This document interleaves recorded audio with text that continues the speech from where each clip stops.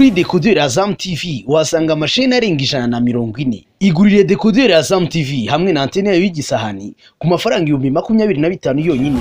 Ushobora kugura ifatabuguzi rya Azam Pure ku 3,500 gusa ku kwezi. Hari kandi ifatabuguzi rya Azam Plus ku mafaranga 4,500. Wakwigurira kandi Azam Play ku mafaranga 6,500. Tuafitiye kandi full bouquet ku mafaranga 9,500. Mwaduhamagara kuri 0728 50 2002. Azam TV, imyidagaduro.